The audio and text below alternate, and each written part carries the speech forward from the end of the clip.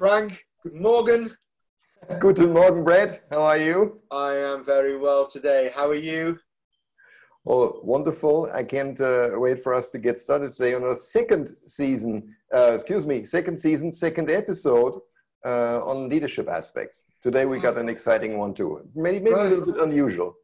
Well, I think so, because what we were talking about and we want to explore and unpack a little bit is this concept of leading with compassion. A lot of the time when we've done our leadership Real Talk series, we've talked about, leading with results and relationships, and we've touched on the two, but we've never really dived into the idea of leaders with compassion.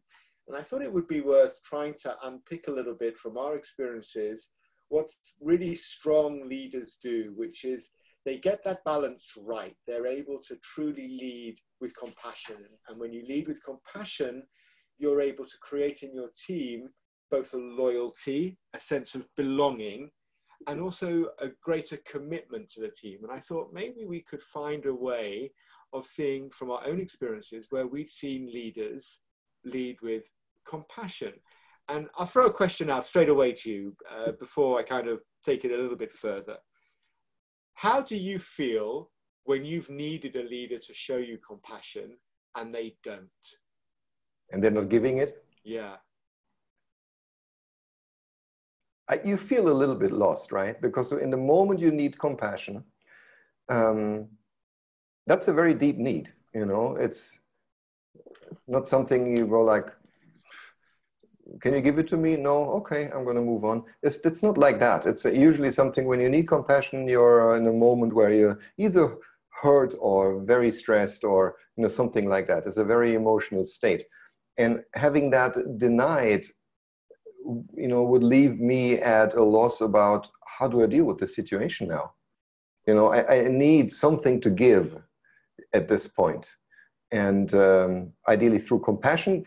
Compassion also gives strength, I believe. If you show me compassion in the moment that I need it, somehow that can be a pillar of support in the situation. You will make me feel loved in a way the moment you give me compassion. And I'll never forget that. This for me is the important bit, that last line. You don't forget it. Because we only ask for compassion or need compassion in our darkest moments. So as leaders, it's great when we celebrate the good times and maybe we give feedback when it's not going so well with performance. But when our people need us, if we're able to lead from the heart, to lead with that love that you talk about, and this is not language that is used regularly in the leadership space. We talked last time, didn't we, about that leader shift. And for me, this is another one of those shifts leaders can make, to lead from the heart without worrying or being fearful that somehow it exposes them or makes them feel vulnerable, or perhaps they come across a little weaker. And I can think of one leader who works for a tech organization, and everything that's been happening with COVID, they're talking now about coming back to the office. And obviously there's risk attached to that, and there's psychological safety that needs to happen. And this leader's instinct is with compassion, to lead with compassion. So his HR team came to him and was like, so what are you going to be doing to get people back into the office? And he was like, whoa, hang on a minute. First of all, I'm not telling everybody they have to come back into the office. And then what he did was he called a team meeting of his whole office. He got everyone around the table and he put this question to them. He said, the business is now interested in how we come back to work. I want to know from you guys what will make you feel safe and what you guys want moving forward. And he didn't say anything else for the whole meeting. He just made notes. And the feedback, Frank, he got after this meeting was exceptional. People writing to him, literally everyone in the team, thanking him for thinking of them, thanking him for putting their feelings first, thanking him for appreciating the space that they're in and wanting to create safety for them. This is leading with compassion. It's not about leading for yourself. It's not leading with the business in mind. It's leading with the team member's heart at mind. And I thought it was a perfect example of what leading with compassion looks like, because we're all a little in a different space now, aren't we? After sort of, COVID is starting to kind of get slower. And I know we have spikes around the world, but that I think is what it's going to be like now. So this idea of leading with compassion, for me, is something that really resonates and makes me think, wow, if I lead and I lead with compassion, I create in my team loyalty, engagement, and belonging. And that seems like a very powerful triad of qualities to embed within a team. Yes, it's so true, Brad. I was just thinking while you were explaining this, that even for the more results-oriented leaders that are not so naturally inclined to think about how others feel, or maybe not so curious about them at that, even for those, you just have to realize that it's never you who brings all the results. It's always the team that you're leading. Without them, you'll be pretty much nothing. Even a results-oriented leader knows that. They may not want to admit it, but they know it. And so what you want is that they're always at their best, that they're always, when the situation requires it, are going the extra mile. Every business has some difficult situations. It doesn't always have to be a virus crisis. It can be anything.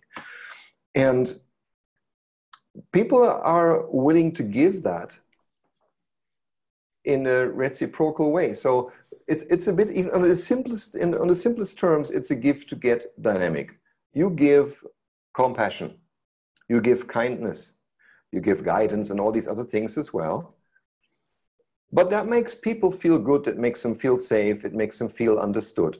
So the next time you go into a situation where a timeline is incredibly short, or a deal is at risk, or whatever the situation is, if you have been a good leader in this sense, then you don't even have to ask your team to stand in, even going, beyond what's normal. They're just going to do it because they know they do the same for them. It is that dynamic. And I believe that it is imperative nowadays. People now expect also leaders to be compassionate, to lead with kindness. That's a term that actually I would use, even more than compassion. Leading with kindness, and they're willing to pay it back when the situation requires it. Yeah, it's the law, you're right, it's the law of reciprocity, right? I'm not giving to receive, but if I give, I will receive. Yeah, you have to do this with the mindset. You always have to give without an expectation of getting anything in return. People feel if you have an agenda about your giving, right? And gladly they feel it because it's false somehow. You need to give because you think it's the right thing to do. And when that happens, it maybe not directly, but you'll get it back, often tenfold. But Frank, I think there's an interesting point here, because what it requires from leaders, from what I observe, both in leaders I work with and in myself, in my own practice, is it requires us to stop being selfish and thinking of ourselves and thinking of that deadline or that deal that needs to be done or the numbers that I need to produce for the board or the C-level. I've got to genuinely be thinking of others, focusing my attention not on me, but on other people. And that's not always as easy as it sounds to say. I'll tell you what, I actually think it's not these two things, thinking about bringing the results, being responsible for what you have to do as a leader in the department that you lead or something like that, and being kind and compassionate to others, they're not two things that are opposed to each other. In fact, you are going to be delivering more easily, more consistently, more crisis resilient if you take care of leading with compassion and kindness, right?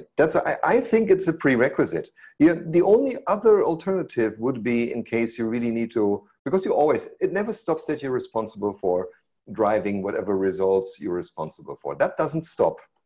And to a certain degree, also a company will not have, how do I say, they will not be very happy if you're overly compassionate and don't deliver at all. So you have to strike a balance there, of course. Yeah, for sure.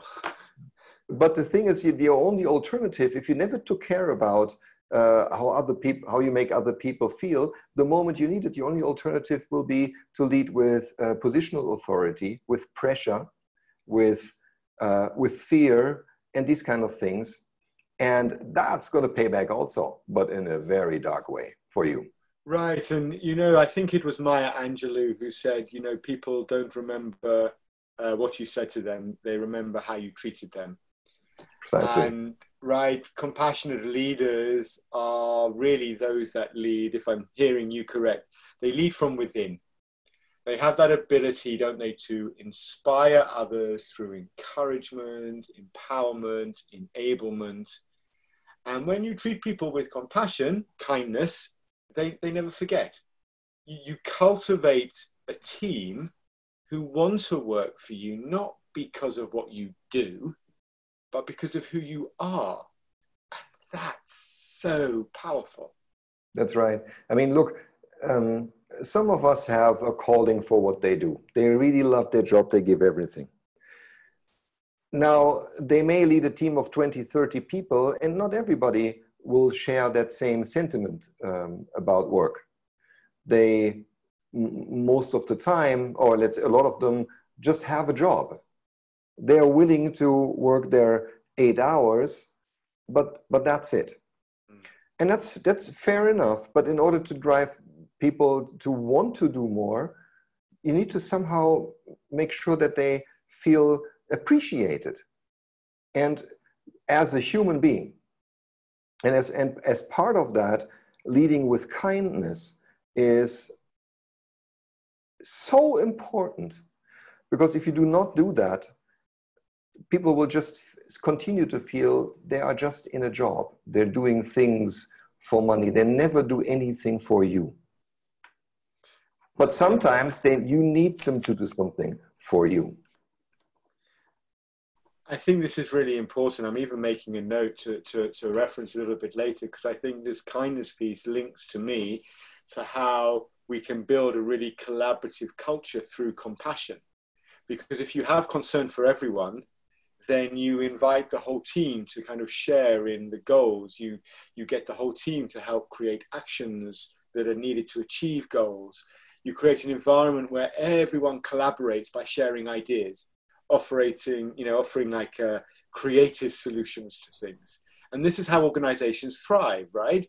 I think where leadership excels is when we're able to create a collaborative culture because of the compassion we show, not just by listening, not just through kindness, but actually through creating collaboration by encouraging and empowering everyone to be involved. And you do that by making people believe they want to be part of what you're selling. And you know what's even more beautiful? It's the magic is in the word culture.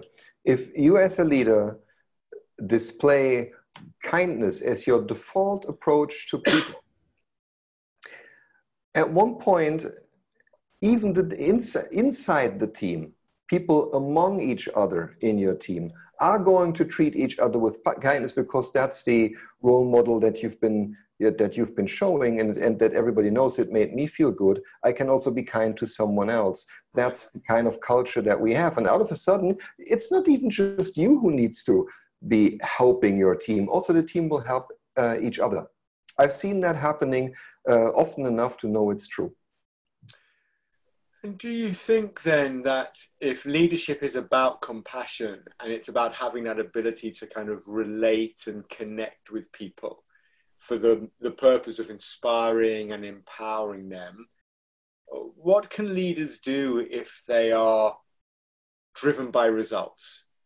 They're not someone who naturally defaults to a caring side. They're not brilliant at investing their time in others. They like to get things done, high achievement, motivationally driven by accomplishment. What would you say to those leaders that are trying to find more of a balance? What can they do? So if they're trying to find more of a balance, and I would assume that they already have an awareness that they're kind of leaving money on the table by not having a team that's supporting them to 110% of their ability. I think otherwise, if you don't have that problem, maybe you don't even ask yourself that question. That's already great. If somebody says, I realize I'm a very, directive leader, and I have actually never really displayed curiosity about how everybody else is feeling and people on my team, that's great. And actually from there, you already have there, don't you agree? The moment you realize that's something that you're missing, you'll start to, listen more. You start to be curious, genuinely curious about the other person. And from there, I think you see the humanity in everyone else. So they're not just a head count that does something. You see the humanity. And the moment we see humanity in someone, it compels us to action. It compels us to not only see someone as human, it compels us to also treat them as human.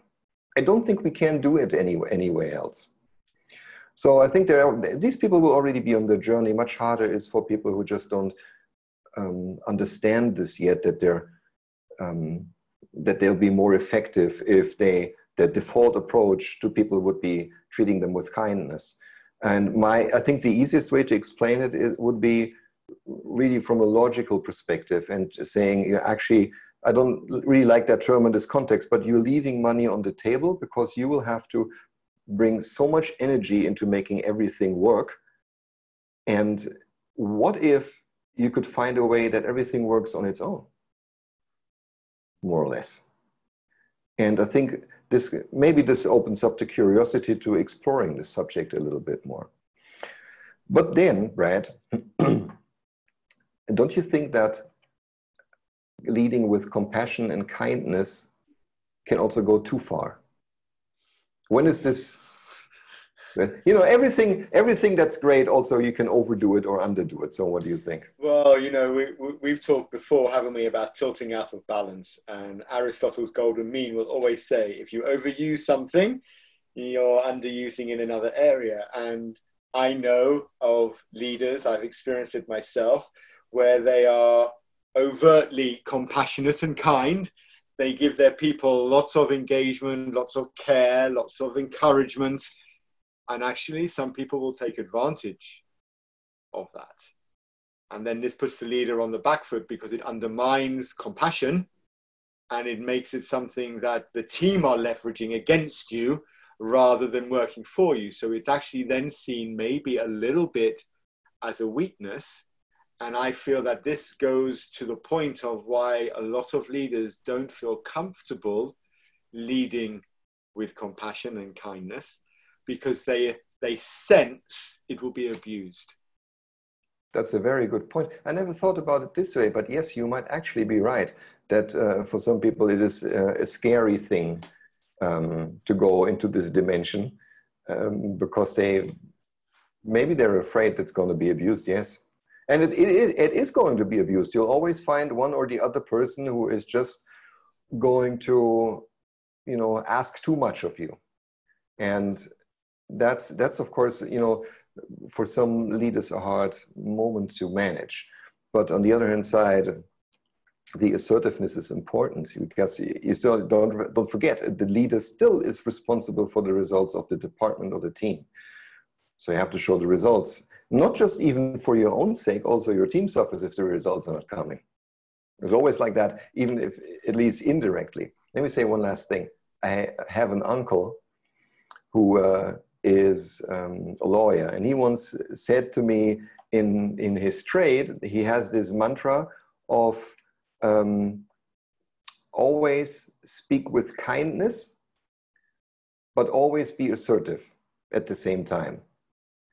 So I think he meant relentless, but in any case, for our purpose, for our lawyer. Yes, indeed. But first, I mean, there's some truth to it, of course. Being kind, showing compassion when needed, giving people space and room to sort out whatever, private things are on their mind that stops them from being their full self at work. This all makes sense, but you need to also be clear and say, I'm going to give you this space, or I'm going to give you this help or this support. But remember that as a part of this team, you also have an obligation to not let the rest of the team down. So you need to find a way to either come back to your work in a certain amount of time, or deliver certain things, or at least raise a hand when you're still not quite there and you need help, and these kind of things. So you don't want to be the permissive leader that lets just everything slip, right? No, because you need to get commitment from people to do things. Yes.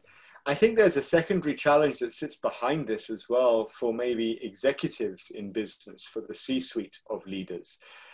Because, and you've worked at the highest level in corporates for years, right? And how many times were you asked by a C-level leader, hey, Frank, how many caring conversations have you had this week? Oh, God. Actually, but maybe this is unusual. The company where I've spent the last decade, really, with them, that was baked in the culture. So, but I would reckon that in many other companies, that's not a topic that's actually driven on a day-to-day basis by C-level leaders. Because it's not measured. Yeah. And until it's genuinely measured, so where you worked, you had a culture of that openness, that humanity was important. But if it doesn't sit high on the values of the organization, and managers and leaders aren't being asked, what they're normally being asked is, how are you doing against the target? How are you doing against the number? How are you doing against the goals and the actions and the strategy? Yeah. And that doesn't relate to, well, I had a really good conversation with my team member whose uncle is really ill. Okay, how does that help us get results? Well, It doesn't help us get results today, but it will later. And I think this idea of giving people the space to feel comfortable to create this environment where we lead with love, with kindness and compassion. I think what you're really doing for me is you're tipping one of the core elements of sort of collective leadership, which is humanity. And it's not just about results, it's a set of scales. And on one side of the scale, it says results. And on the other side of the scale, it says relationships. And you've described the people who are kind of, a little bit abused with it. They're a little bit more on the relationship side. And the people who are a bit more result focused need to come into balance with the relationship piece. And I think if we're able to kind of create for ourselves a confidence in how we engage with people, how we create that kind of collaborative culture, that openness, and maybe most importantly, from a modeling behavior perspective, in order to lead with compassion and kindness, but with assertiveness, we need to be positive. We need to have that image of positivity where what we're saying actually is generally positive. It's important for leaders to be able to empower and motivate. We know that. But perhaps one of the best ways to accomplish that is simply to be a genuinely positive person. It's contagious. Right, because I get so frustrated if I take an idea to someone and before I've even finished the idea, they're like, oh, that's not going to work. When you can develop a real positive mental attitude, be the kind of leader who always has something positive to say, you make people feel comfortable around you. And for me, that secures enough to tell me anything that they need to say. And that's how you create this environment of being able, in my mind anyway, to be compassionate. And it lands on humanity. And when you were sharing the story of your lawyer uncle, which I think is great, I've shared before, little sayings that my mum used when I was growing up. And another one she always used to say to me was, so she always calls me Bradley, right? You must never call me Bradley. I understand. But if you call me Bradley, I'll stop recording the podcast. So she would call me Bradley, and she would always say, Bradley, you must say what you mean what you say, but never be mean with what you say. And this to me is the same as what your uncle is saying. It's being assertive right. and kind. Mm-hmm. That's correct. That's absolutely true. Right. I want to add an aspect to what you said earlier. I think it's important. So I know you were talking about compassion and results as a thing on two scales. When one is too strong, the other one is impacted. And it's true, but I think it's more true on a short-term aspect. If you take a longer-term view, what actually happens is if you have been in the past leading with kindness and compassion, and through that also have built a team that feels really good in their job, that is, somehow also willing to help you back. I had moments in my career where I was not at my best, or I was not available, or I was ill, or something like that, where the results still had to come in. And my team was just jumping in for me. In which way? Meaning actually me and the team, have still been able to bring the results. It was no longer so important for me in some of those moments to actually be available. You know what I mean? So that's why I think, this leading with compassion and kindness and results, they're actually way more connected than we think. On a short term, that's true. When you say, okay, I'm too permissive, some people may be abusing that and so on. But on a longer time scale, they're actually incredibly connected in a way that they help each other. I think you're right. I think you're onto something here, because what you highlight for me is the need to be completely authentic with a long-term vision of what your leadership style is. And we're talking about leadership style here. Yes, yeah. This isn't about, you going in and you've had a little bit of pressure from above. So you come in and you say to the team, hey, guys, we need to focus on this week. No, it's about over the long term.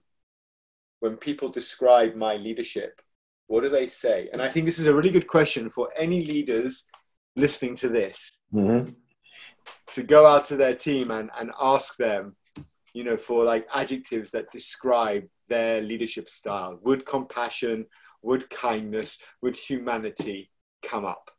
Yeah. Because if it doesn't come up in like the first three words that people would use to describe, then I think we're probably able to say it's more of a short-term skill that you're leveraging. But if it comes up as one of those first three words, oh yes, when I deal with Brad, he's a really compassionate leader. Okay. Then this is that long-term style that you talk about. And I think you can only do that, you can only show that if you genuinely care about people. Yeah, that's right. I've met someone the other day who says, I admit that I actually not so interested. I'm not curious about other people. Right. I'm wondering, apparently there's an awareness, because otherwise they wouldn't even ask themselves that question. Perhaps, yes. But I'm wondering, it's going to be just a lot harder, at least for a while. Maybe it's also like a muscle that you can train. I'm not sure. But I think you can definitely get better at it, even if it's not 100% natural for you. I know you're right. I believe, again, you touched on something here, because for me, compassionate leadership recognizes that every single team member is a significant individual. So my job over the long term is to strive to enhance their happiness, their well-being, supporting them, giving them what they need to excel. So compassionate leadership can't be focused on the short term, or on, in resilience terms, we talk of instant gratification. It's focused on what's best long term for that individual, long term for the organization. and probably a whole other collection of other factors that may influence the impact of any given situation.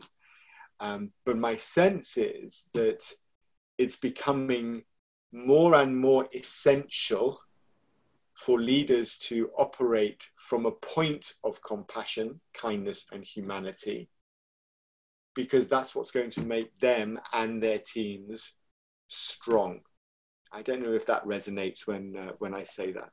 It does. And to be honest, I think it's a wonderful summary for what we've been talking about. That's the learning. Yeah. Maybe we've reached a natural pause point for today's topic, Frank. It sounds like it's enough to think about for everyone. I love it. I can't wait for the next episode. We'll unpack something else next week. Likewise. Brilliant. Thanks, Frank.